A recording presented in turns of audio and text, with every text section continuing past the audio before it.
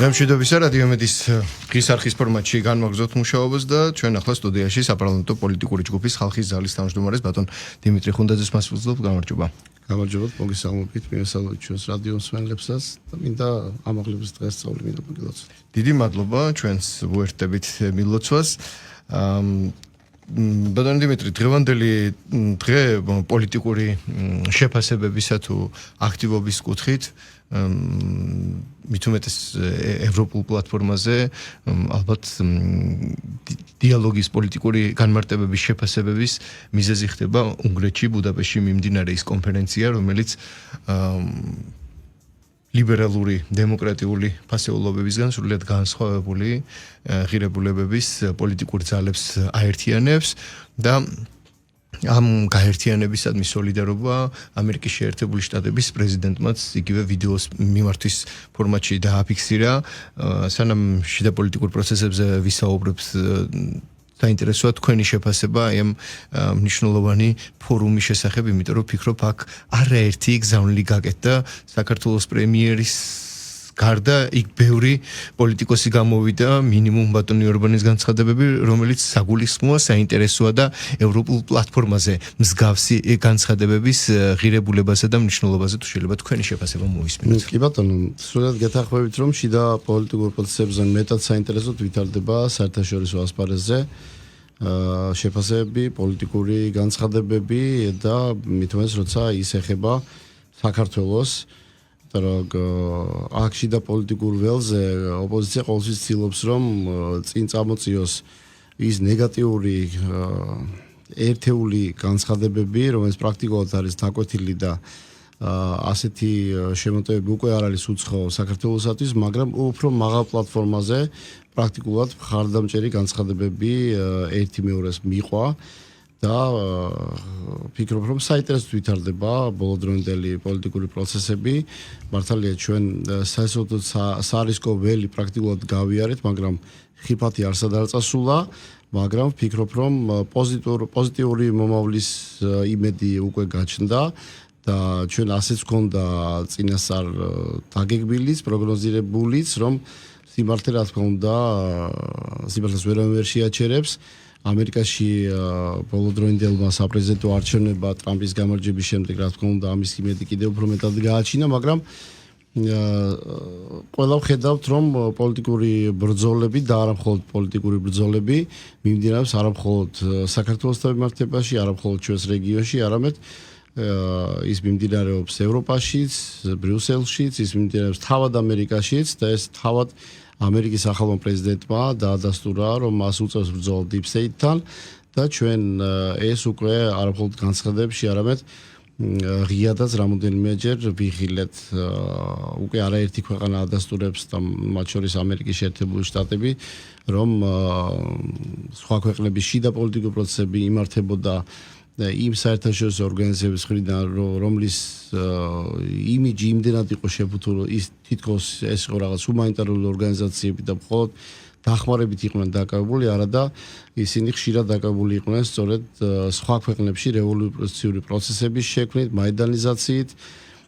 საკუთარი ინტერესების ფულზე დამოკიდებულებით და ნედი მაგალითად USAID ჩვენ არაერთხელ ვიხილეთ სწორედ იმ დონორი ქვეყნებიდან, საიდანაც სწორედ ისინი საზრდოობდნენ, ძალიან დიდი თანხებით და აპირებდნენ ხშირად და არაერთი მსვლელობა იყო, რომ საქართველოს შიდა პოლიტიკურ ველზე შემოსულიყვნენ და პროცესები წარემართათ არა ჩვენი ინტერესებიდან, არამედ მათი კონკრეტული გეგმის მიხედვით, რომ საქართველოს შეეცვალათ ხელისუფლება, სეგმენტაცია მოეხდინათ ხელისუფლების, რომელიც მოსახლეობამ აირჩია, მაგრამ თითქოს მოსახლეობა სხვა იყო და ხელისუფლება სხვა იყო. ჩვენ ეს დაპირისპირება ვნახეთ აი ბოლოდროინდელი განცხადების. მე შეგახსენებთ, როდესაც ვილსონი კითხვას უსვამს რუბიოს სახელმწიფო მდივანს საქართველოსთან მიმართებაში და რუბიოს მხრიდან გახსოვთ პასუხი იყო დიპლომატიურად დაბალანსებული, რომ დიახ ამიერკავკასიის საკითხი საქართველოსთან მიმართებაში განსახილველ საკითხია, მაგრამ მათ ამ ეტაპზე ის არ განუხილავთ. მაგრამ ცოტა ხანში ამერიკის პრეზიდენტის მხრიდან საქართველოსთან მიმართებაში უშუალოდ მოსალოცი წერილი მოდის და უშუალოდ საქართველოს პრეზიდენტ მიხეილ ყაველაშვილი ღებულობს ამ მოლოცვას და სულ რამოდენიმე დღეა ასევე ილჰამ ალიევმა მიიღო ამერიკის პრეზიდენტის მოლოცვა და ამ წერილში იყო ამერიკის პრეზიდენტის მხრიდან ხაზგასმული რომ ამიერკავკასიაში დროა სტაბილური განვითარება, მშვიდობა დაფუძნდეს. ესე იგი მათ განუხილავთ ეს პროცესი საქართველოს მიმართებაში და ასევე ზოგადად ამიერკავკასიაც. არათუ განუხილავთ, არამედ მოსალოცი წერილებიც უკვე მზად იყო, მაგრამ მე ვფიქრობ, რუბიოს დიპლომატიური პასუხი იყო სწორედ თავისარედება იმისა, რომ უილსონისათვის მისთვის არასასურველი პასუხი იქვე გაეცა. რა თქმა უნდა, აქ ამერიკის შიდა პოლიტიკური პროცესიც გასათვალისწინებელია. სენატში, კონგრესში დიპ-სტეიტს საკმაოდ დიდი წარმომადგენლობა აქვს და ყველაფერი ღიად და მკვახეთ, რა თქმა უნდა, არ ითქმება. დიპლომატია სწორედ ამიტომ არსებობს, რომ იქ სადაც შეიძლება რომ დიპლომატიურად გვერდი აუარო, საკითხს იქ უნდა აუარო და სწორედ ეს იყო, მაგრამ ფაქტია, რომ დღეს უნგრეთშიც ამერიკის შეერთებული შტატების პრეზიდენტის ჩართვა უნგრეთის ლიდერის პოზიტიური როლის მისი მხრიდან აღიარება და უნგრეთის პრემიერმა ჩვენი პრემიერის მიმართ საკმაოდ დადებით კონტექსტში პირდაპირ თქვა რომ ის არის საქართველოს გმირი რომ ირაკლი კობახიძემ საქართველოში ყველას მოუგო არჩევნები და მან მისი ხელმძღვანელობით ხელისუფლების და საზოგადოების არჩევანის პოზიტიური როლი გამოკვეთა პრაქტიკულად ულტრალიბერალურ ძალებთან ბრძოლაში საქართველოს თავის მასშტაბში ამას სრულად წარმატებულად აკეთებს და ახერხებს, ასევე უნგრეთსაც უწევს ბრიუსელთან ღია დაპირისპირებაში შესვლა, ღირებულებითი ასე ვთქვათ, ღირებულებით დაპირისპირებას გულისხმობ და უნგრეთსაც არაერთი ზეწოლა განუცდია სწორედ ის, რომ დიპ-სტეიტის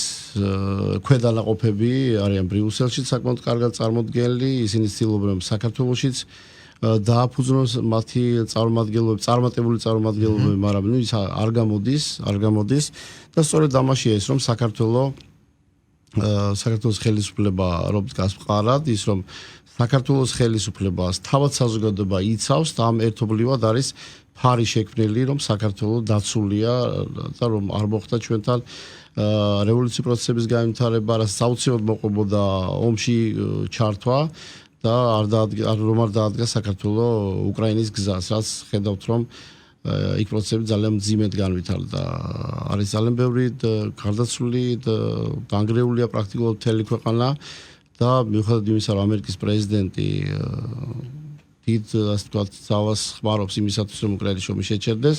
წინააღმდეგობი იქაც არის, ჯერ დასასრული მას მაინც არ უჩნს. კი ბატონო. დიმიტრი, თქვენ ამერიკის შეერთებული შტატების მისალოცი წერილი ახსენეთ საქართველოს პრეზიდენტისადმი დამოუკიდებლობის დღესთან დაკავშირებით.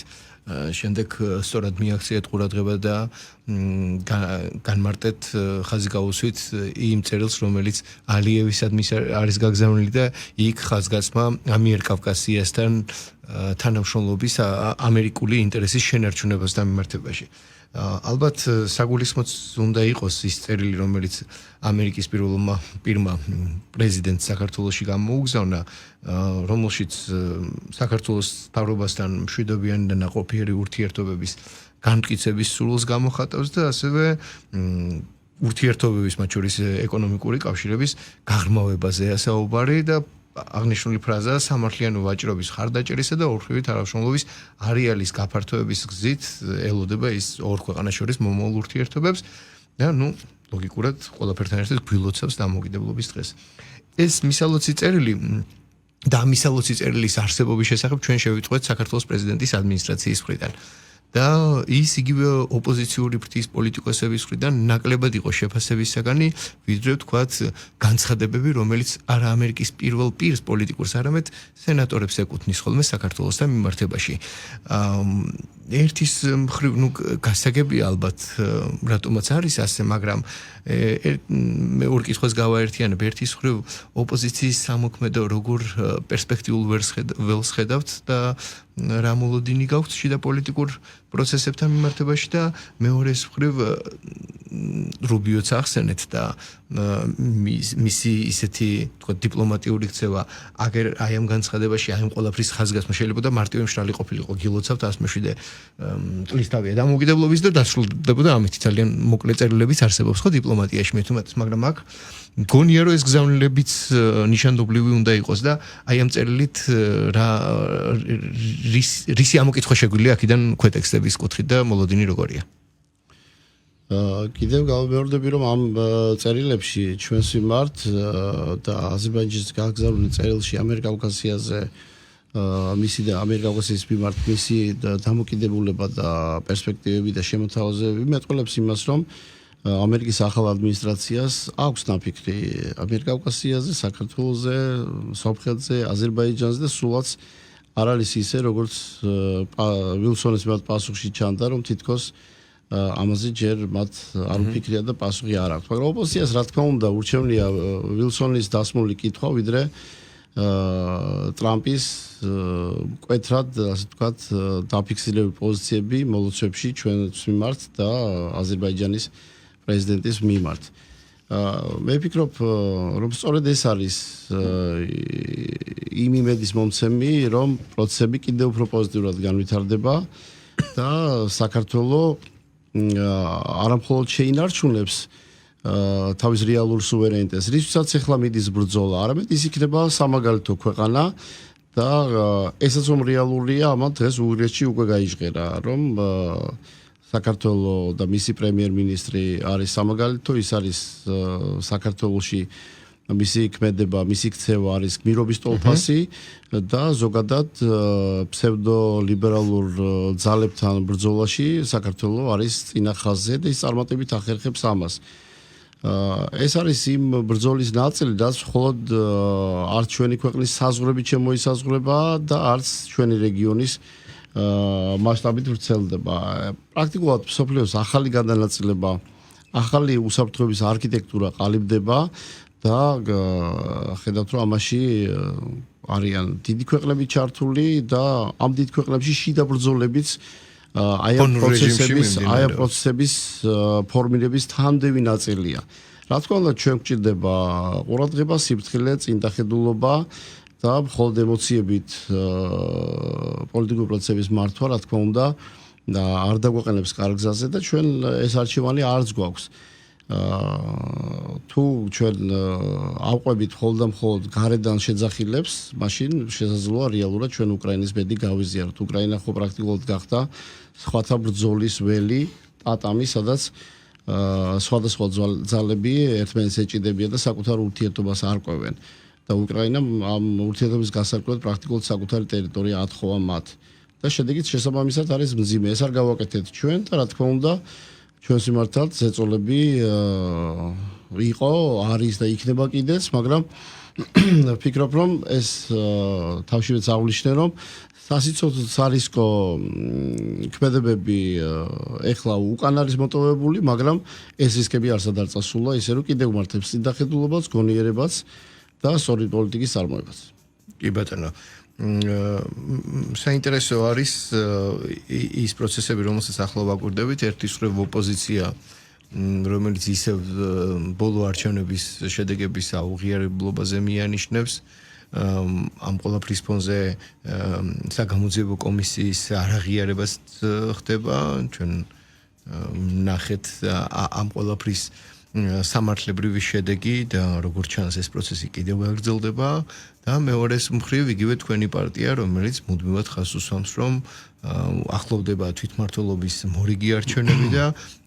პოლიტიკური ბატალიები ახლა სწორედ იქითკენ უნდა იყოს მიმართული. აი ამ მოცემულობაში პერსპექტივას რას ხედავთ, როგორ ფიქრობთ, როგორ მოიქცევა ოპოზიციური ფრთა, მით უმეტეს საგამოძიებო კომისია თავის საქმეს აკეთებს და მისი მხრიდან წამოსული ერთგვარი მორალური წნეხი ოპოზიციური პარტიების სადმი იზრდება ყოველ გამომსვლელთან დაკითხული თუ აზრგამოთქმული ადამიანების საზოგადოების მხრიდან მოსმენის შემდეგ და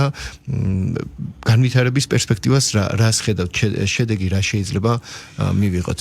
კი ბატონო უბრალოდ დავაზუსტებ ოპოზიციური პარტიებისათვის წნეხი არ არის საგამოძიებო კომისია მათთვის წნეხი არის საკუთარი წარსული ის რაც მათ პრაქტიკულად ძალიან მძიმე წარსულად დაუტოვეს მოსახლეობას და ეს იმძიმებით ესაც ეთყობა ქვეყანას საგამოძიებო კომისია მუშაობს ძალიან აქტიურად ის რამოდენიმე მიმართულებით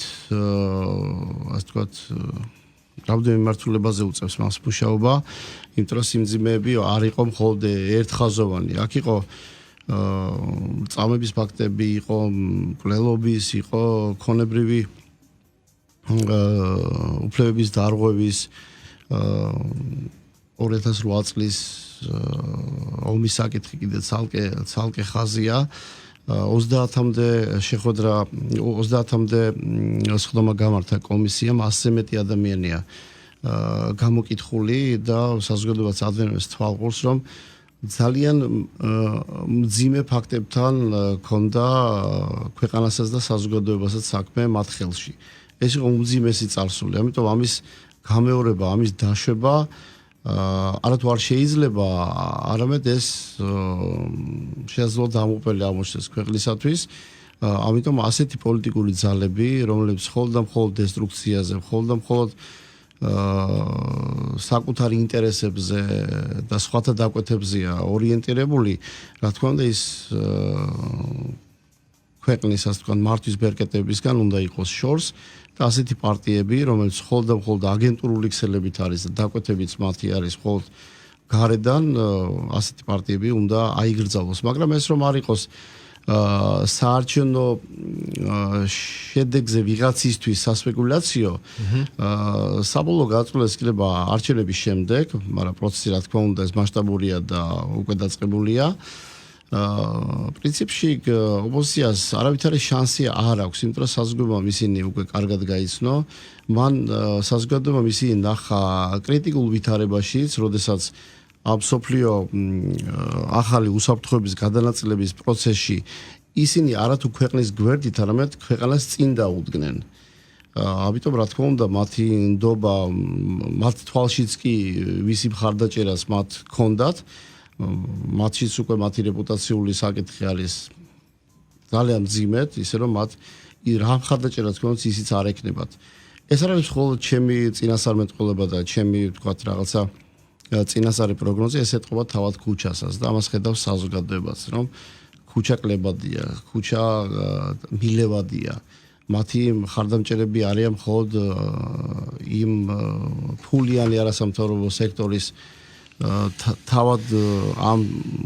ასე ვთქვათ სეგმენტში მომუშავე მონაწილე ადამიანები, თავად ის აგენტურული საქმიანობით დაკავებული პირები და ადამიანებსაც პირადი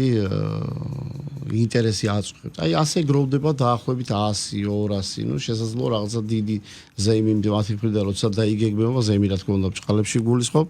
ну ადიან 3000 ადამიანამდე. აქ არიან ის უცხოელებიც თქვენ ნახეთ დღეს პოლონეთის საელჩოს განცხადება რომ საკუთარ მოქალაქეებს შეახსენა რომ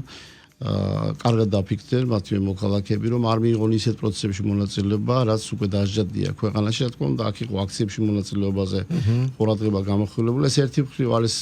მოქალაქეების თავის საკუთარი მოქალაქეების გაფრთხილება და ასევე აღიარება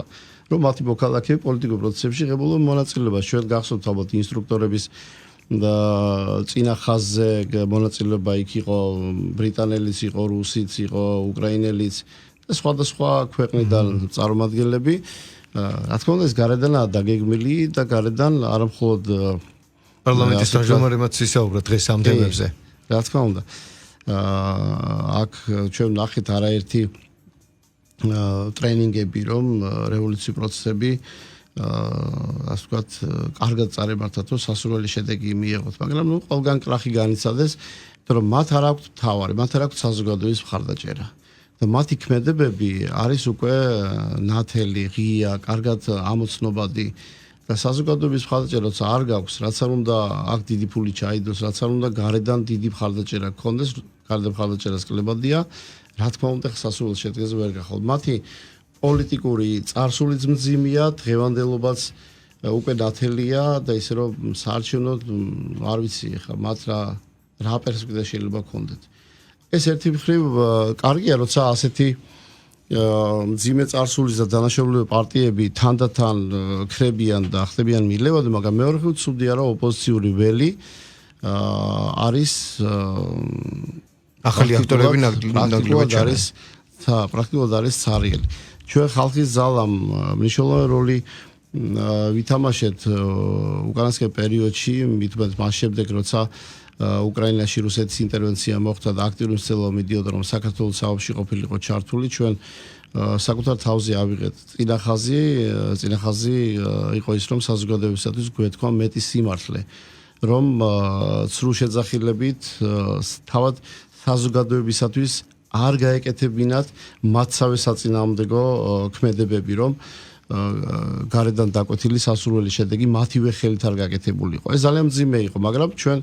საზოგადოებასთან ურთიერთობით შევძელით ის, რომ სიმართლე მიგვეტანა თითოეულ მოქალაქემდე. ჩვენ უმრავლესობის წევრები აღარ ვართ პარლამენტშიც, არის ხოლმე საკითხები, სადაც ჩვენ განსხვავებული აზრი გვაქვს. ახლა მე მახსენდება გუშინდელი დღე მაგალითად თამბაქოს კონტროლის შესახებ კანონთან დაკავშირებით ჩვენ ხალხის ძალას ქონდა პრინციპული წინააღმდეგობრივი პოზიცია. მაგრამ საზოგადოება მიჩეულია რომ ოპოზიცია აუცილებლად უნდა ჩხუბობდეს, ილანძღებოდეს, ბილს იტყობდეს, სიძულვის ენით უნდა საუბრობდეს და ჩვენი ოპოზიციური ასე ვთქვათ ფლანგი ნაკლებად თვალში მოსახვედრია პარლამენტში და ჩვენ კონსტრუქციულად მუშაობთ, არ გვახასიათებს ის სიტყვათა წყობა, რაც ოპოზიციას ჰქონდა და რასაც მიაჩვია საზოგადოებას, მაგრამ მე ვფიქრობ, რომ ჩვენს გარდაც უნდა გამოიკვეთოს ოპოზიციური ფლანგი, რომ კონსტრუქციული ოპოზიცია იყოს პარლამენტში, შეეძლოს მას ოპონირება, შეეძლოს მას იმ საკითხებზე წინააღმდეგობის გაწევა თავისი ობიექტური პოზიციით, და თავად ხელისუფლებასაც ჭირდება ჯანსაღი ოპონირება. ამიტომ პოლიტიკური პროცესი მე ვფიქრობ თანთან დაიხოცება, მაგრამ დღეს საჭირო ასეთი დანაშაულებული პარტიები მოცილდნენ, რომლებიც პრაქტიკულად ბლოკავენ ოპოზიციურ ველს და არავის არ აძლევენ საშუალებას, რომ რეალური ჯანსაღი ოპოზიციური ძალები დაფიქსირდეს და მათ რეალური შანსი მიეცეთ, რომ შევიდნენ ოპონირებაში ხელისუფლებასთანაც, რომელსაც საზოგადოებამ უმრავლესობით ხარი დაუჭირა. ჩვენ არაერთხელ მოგვისმენია პოლიტიკის წარმომადგენლების, პოლიტიკის ანალიზის წარმომადგენლების მხრიდან შეფასება თუ პოზიცია, რომ თქო იგივე ქართული ოცნება როგორც დიდი პარტია, იგივე ნაციონალური მოძრაობა როგორც დიდი პარტია, ცდილობენ რომ კონკურენტებს შესაძლებლობების და პოლიტიკური ზრდის სივრცეები არც დაუტოვონ და გამოიყენონ ეს მათი გაბარიტები. და ახლა მეორეს მხრივ თქვენ რასაც ამბობთ, რომ პოლიტიკურ ველზე იგრძნობა დეფიციტი პოლიტიკური სუბიექტებისა ალბათ და თუ ასე გაგრძელდება შეიძლება საერთოდ მეტი სივრცე გამოჩნდეს იგივე პოლიტიკურ ველზე ახალი პოზიციების შესანარჩუნებლად თუ მოსაპოვებლად უпростоრად მით უმეტეს თვითმმართველობის არჩევნები მოგეხსენებათ ერთგვარი კიბეა პოლიტიკური კიბე პარტიებისთვის საკუთარი ძალების საკუთარი სტაბილურობის მოსინჯვისა და გრძელვადიანობის თვალსაზრისით და აი ამ მხრივ ჯერჯერობით ჩვენ ასე ვთქვათ გამოკვეთილ ისეთ პოლიტიკურ ძალას რომელსაც არ ვიცნობდით აქამდე ვერ ვხედავთ ვინ როგორ ფიქრობთ გამოჩნდება თუ არა ასეთი ველს და მეორეს მხრივ ხომ არ იქნება ის რაც თქვა ადრეს განმეორებულა რომ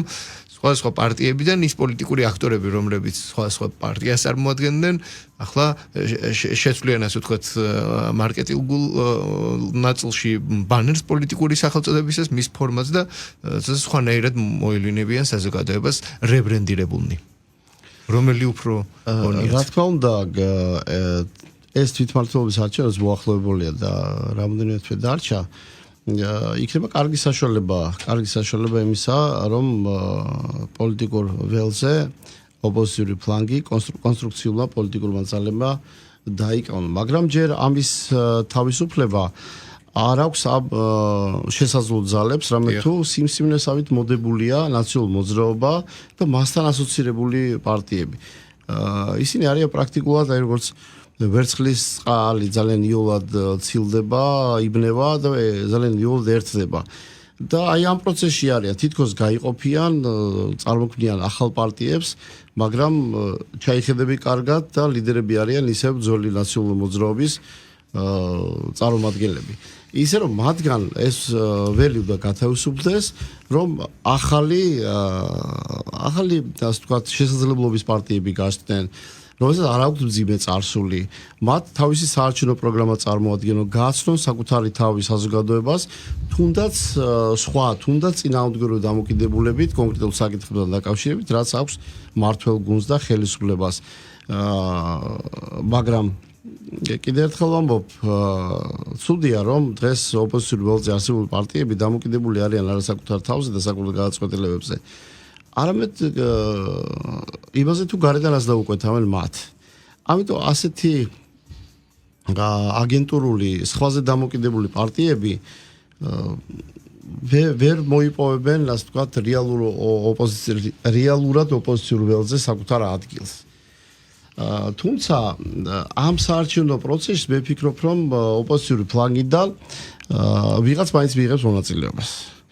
ეს ვიღაც უკვე გახარიან სახით გამოჩნდა, ჩვენ ამას ვამბობდით, ამის პროგნოზი არ იყო რთული გასაკეთებელი, მაგრამ